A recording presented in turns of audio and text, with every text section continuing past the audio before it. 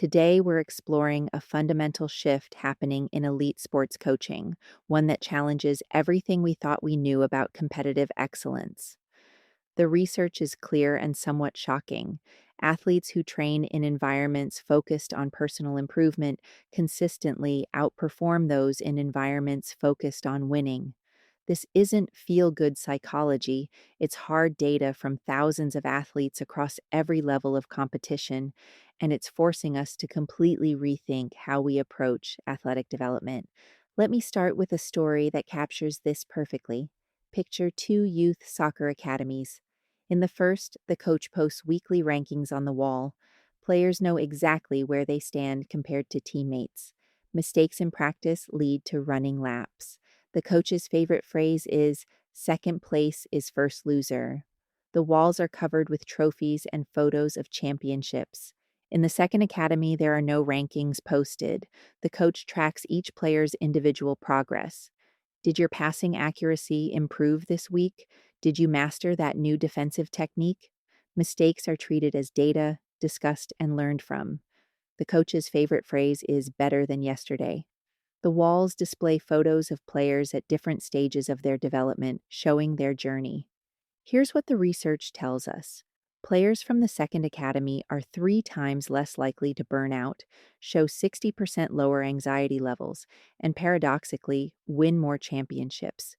They also play professionally at higher rates and have longer careers. The difference?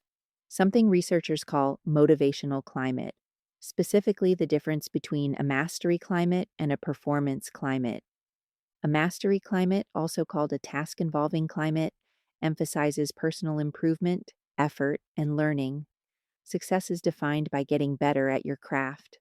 A performance climate, or ego involving climate, emphasizes comparison, rankings, and outcomes. Success is defined by beating others, and while you might think elite sports requires a performance climate, after all, someone has to win, the research reveals something counterintuitive. Mastery climates produce better performers. Let's dive into why this happens, starting with what these different climates do to athletes' brains and bodies. When athletes operate in performance climates, constantly compared to others, valued primarily for outcomes, their stress response systems go into overdrive. Cortisol levels remain chronically elevated. The amygdala, the brain's threat detection center, stays hyperactive. Athletes in these environments show patterns similar to chronic stress disorders. But here's the particularly insidious part. This stress response directly impairs the very abilities needed for elite performance. High cortisol disrupts motor learning, making it harder to acquire new skills. Anxiety narrows attention, causing athletes to miss important cues. Fear of failure leads to conservative play, reducing creativity and risk taking. The performance climate, designed to maximize performance, actually undermines it.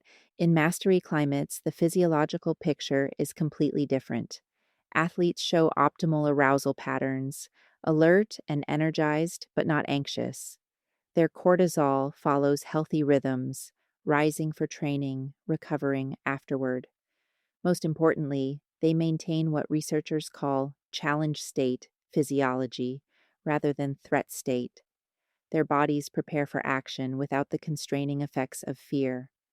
The research on burnout is particularly striking. Athletes in performance climates show burnout rates approaching 40% by late adolescence. They experience 3 types of burnout: emotional and physical exhaustion, reduced sense of accomplishment, and most tragically, sport devaluation. They stop caring about the thing they once loved. Many leave sport entirely, not because they lack talent, but because the joy has been crushed out of them. In mastery climates, burnout rates drop below 15%. When burnout does occur, it's usually just physical exhaustion that responds well to rest. These athletes maintain their love for their sport even through challenges. They're playing the long game, and it shows in career longevity. Elite athletes who come from mastery-oriented development programs compete, on average, 5 years longer than those from performance-oriented programs. The anxiety data is equally compelling. In one intervention study, youth athletes whose coaches were trained to create mastery climates showed significant decreases in all forms of sport performance anxiety over a season. Meanwhile, athletes with untrained coaches who naturally defaulted to performance climates showed increased anxiety. The effect was consistent across genders, sports, and competitive levels. Think about what this means for young athletes. The child who's constantly worried about their ranking, about disappointing coaches, about being cut from the team, they're not just unhappy, they're neurologically compromised. Their anxiety literally prevents them from accessing their full abilities. They can't enter flow states, they can't be creative, they can't take the calculated risks that separate good from great. Now, let's talk about how coaches create these different climates because this is where the rubber meets the road. It's not about being soft or lowering standards. Mastery climate coaches are often more demanding than performance climate coaches. The difference is what they demand and how they demand it. Performance climate coaches focus on outcomes. We need to win this game. You should have scored that goal. You're our third best midfielder. They use social comparison as motivation. Sarah would have made that shot. They respond to mistakes with punishment or withdrawal of attention. They give more feedback to their star players. Success means winning, period. Mastery climate coaches focus on process and progress. Your defensive positioning has really improved. That was excellent effort on the press. You tried something new. Let's refine it. They use self referenced comparisons. You're faster than you were last month. They treat mistakes as learning opportunities. What did you notice when that didn't work? Every player gets quality feedback, not just the stars. Success means improvement and effort. Here's a crucial point that often gets missed. Mastery, climate coaches still care about winning. They're not running participation trophy factories. They've just figured out that the path to winning runs through individual development, not constant comparison. When every player is focused on getting better rather than beating teammates, the whole team improves faster. The communication patterns in these different climates are fascinating. Researchers analyzing coach communication find that mastery climate coaches use what's called autonomy supportive language. They provide rationales. We're doing this drill because it develops your peripheral vision. They offer choices. Would you like to work on shooting or passing first? They acknowledge athletes' perspectives. I know this is frustrating. Performance climate coaches use more controlling language because I said so. Just do it. Stop complaining. They rely heavily on external motivators, playing time, praise, punishment. They create dependencies where athletes need constant coach approval to feel successful. The impact on athlete motivation is profound. In performance climates, athletes develop what's called controlled motivation. They practice because they have to, because they'll be punished if they don't, because they need to beat others to feel worthy. This type of motivation is fragile. Remove the external pressure, and the motivation collapses. In mastery climates, athletes develop autonomous motivation. They practice because they want to improve, because they enjoy the process, because it aligns with their personal goals. This motivation is self sustaining. It survives setbacks, injuries, and transitions.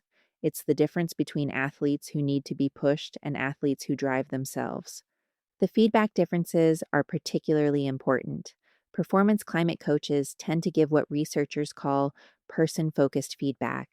You're so talented after success, or you're not a clutch player after failure. This feedback, whether positive or negative, makes athletes' self worth contingent on outcomes. Mastery climate coaches give process focused feedback. Your preparation was excellent, or your technique broke down in the third quarter. Let's work on maintaining it under fatigue. This feedback provides useful information without threatening identity. Athletes learn to see themselves as works in progress rather than fixed entities who either have it or don't. Parent behavior plays a huge role too. Parents who show conditional love, more affection after wins, withdrawal after losses, create performance climates at home. Their children show higher anxiety, more burnout, and ironically, worse performance. Parents who separate their love from outcomes, who ask, "Did you improve?" instead of "Did you win?" support the mastery climate. The research reveals something called the mastery paradox. By focusing less on outcomes, you actually achieve better outcomes. Athletes in mastery climates win more, but winning isn't what drives them. They found what researchers call intrinsic motivation, the joy in the activity itself. This creates a positive cycle. Improvement leads to enjoyment, leads to more practice, leads to more improvement. Let me give you a concrete example of how this plays out. Researchers followed elite youth swimmers through a season, measuring their motivational climate, anxiety, and performance times. Swimmers who perceived a mastery climate from their coach showed steady time improvements throughout the season. Their anxiety decreased, and their fastest times came at championship meets when it mattered most. Swimmers who perceived a performance climate showed a different pattern. Early season times were fast. Fear is a powerful short term motivator, but as the season progressed, times plateaued or even got worse. Anxiety increased. At championship meets, many swimmers choked, swimming slower than their seasonal bests. The performance pressure they'd trained under became overwhelming when stakes were highest. The intervention research is particularly powerful because it shows these patterns can be changed. In one study, coaches received training on creating mastery climates, just 5 2-hour workshops. They learned to emphasize effort and improvement, to treat mistakes as learning opportunities, to ensure all athletes received quality feedback, not just stars. The results were dramatic. Athletes with trained coaches showed decreased anxiety, increased enjoyment, and better skill development compared to control groups. Parents reported their children were more enthusiastic about practice. Most importantly, these benefits persisted. Follow up studies found athletes maintained lower anxiety and higher motivation even years later. But here's where it gets challenging. Creating a mastery climate in competitive sports isn't easy. Coaches face pressure from administrators, parents, and sometimes athletes themselves to prioritize winning. The entire sports system often reinforces performance climates. Rankings, scholarships, selection processes all emphasize comparison and outcomes. Some coaches try to split the difference, creating what they think is a balanced approach. But the research shows mixed messages don't work. Athletes are incredibly sensitive to which climate truly dominates. If you say effort matters most but only play your best athletes, the message is clear. If you preach learning from mistakes but punish errors, athletes know what really counts. The cultural context matters too. Sports cultures that emphasize honor, face, or national pride may default more strongly to performance climates. Individual sports may struggle more than team sports to avoid constant comparison. Elite levels, where outcomes have real consequences, test coaches' commitment to mastery approaches. Yet, even at the highest levels, mastery climates work. Olympic coaches who maintain mastery climates report their athletes handle pressure better, recover from setbacks faster, and sustain longer careers. One Olympic swimming coach transformed his program by eliminating posted time rankings, focusing instead on technique refinement and personal progression. His swimmers won more medals in the next Olympics than ever before. The emotional intelligence component is crucial here. Coaches who create effective mastery climates show high emotional intelligence. They read athletes' emotional states, regulate their own emotions under pressure, and create emotionally safe environments. They understand that an athlete's emotional state directly impacts their ability to learn and perform. These coaches do something called emotional labor. They manage their own emotional expressions to support their athletes. They might feel frustrated after a loss, but choose to focus on what was learned. They might feel elated after a win, but remind athletes about continuous improvement. This isn't being fake, it's being strategic about emotional communication. The relationship quality between coach and athlete mediates much of the climate effect. In mastery climates, coaches build what researchers call Secure attachment relationships with athletes. Athletes feel safe to take risks, make mistakes, and be vulnerable. They trust that their value to the coach isn't contingent on their last performance. In performance climates, relationships are more transactional. Athletes feel valued when they're winning, disposable when they're not. This creates what's called contingent self worth. Athletes' entire identity becomes wrapped up in their sport performance. A bad game doesn't just mean they played poorly, it means they are worthless. The research on youth sports is particularly urgent because early experiences shape lifetime relationships with physical activity. Children who experience performance climates often develop exercise anxiety that persists into adulthood. They associate physical activity with judgment and inadequacy. Many become sedentary adults, not because they dislike movement, but because sport taught them they weren't good enough. Children from mastery climates show the opposite pattern. They develop what's called physical literacy, comfort and confidence in their bodies. They're more likely to stay active throughout life, to try new sports, to use exercise for well being rather than punishment. The mastery climate doesn't just create better athletes, it creates healthier humans. Let's talk about implementation, because knowing this research is one thing, applying it is another. For coaches, the shift to a mastery climate starts with examining your own motivations. Why do you coach? If it's primarily about winning, about your own ego, about proving something, you'll struggle to create a genuine mastery climate. The most effective mastery climate coaches are motivated by athlete development. They measure their success not in trophies, but in athlete growth technical, tactical, physical, psychological. They take pride in helping athletes reach their potential, whatever that might be. They see themselves as educators, not just trainers. Practical strategies include restructuring practice to emphasize learning over competition. Instead of constant scrimmages where someone wins and loses, use drill progressions where everyone improves. Instead of punishment laps for mistakes, use mistake analysis sessions where athletes identify what went wrong and how to fix it.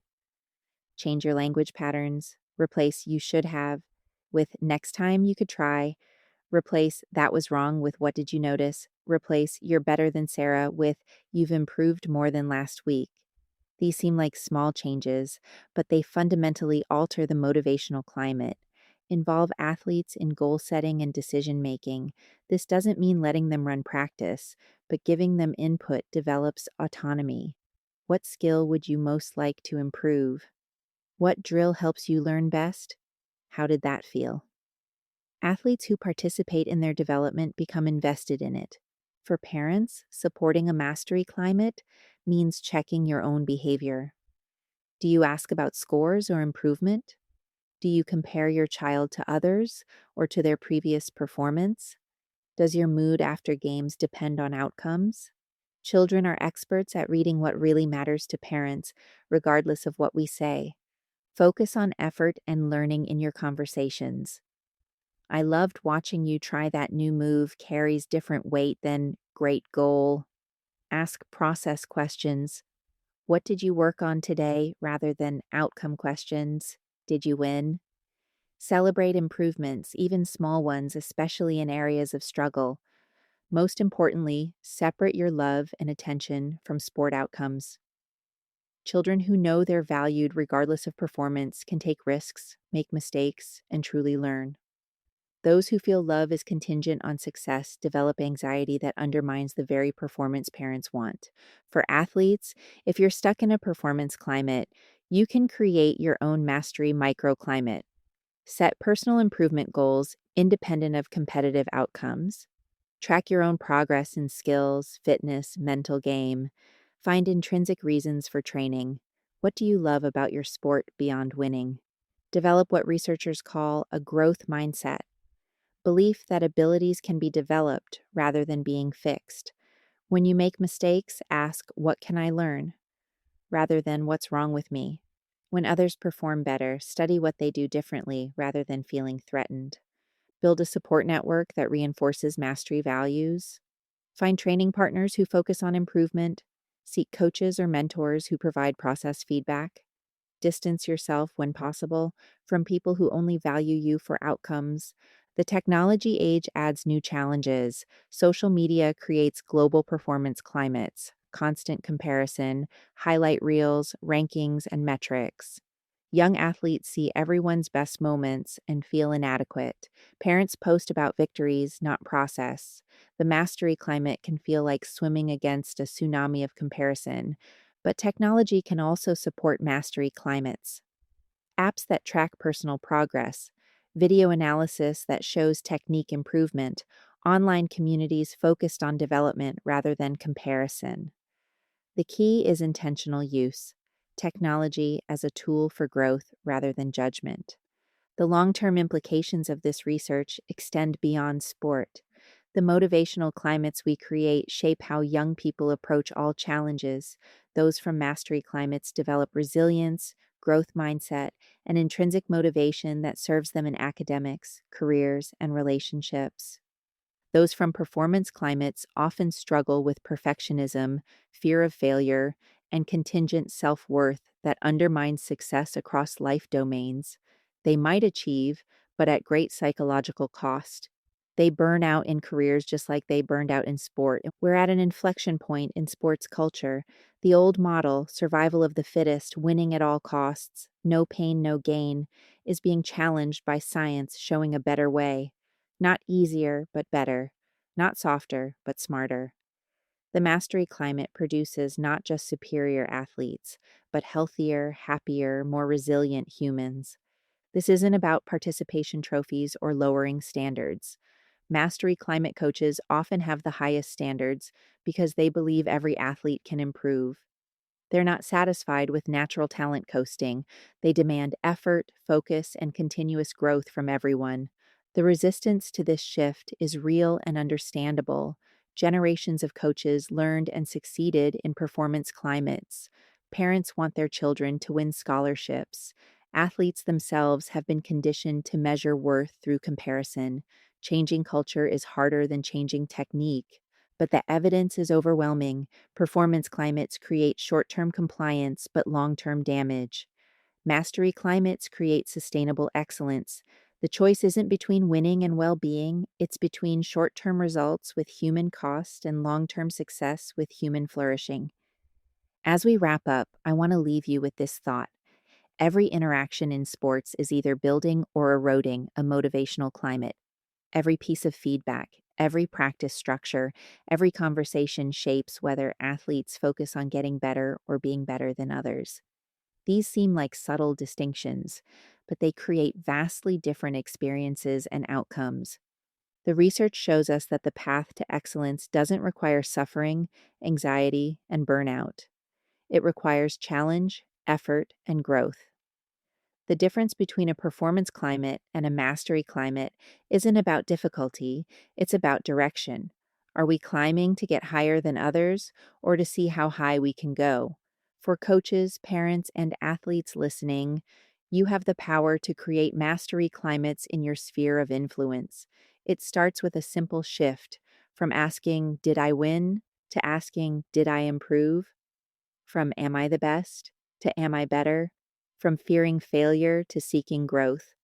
This isn't just about creating better athletes. It's about recognizing that sports are one of the most powerful developmental tools we have. The motivational climates we create in sports shape the adults our athletes become. We can use that power to create anxious, burned out achievers, or we can create confident, resilient, growth oriented humans. The science is clear, the path forward is mapped.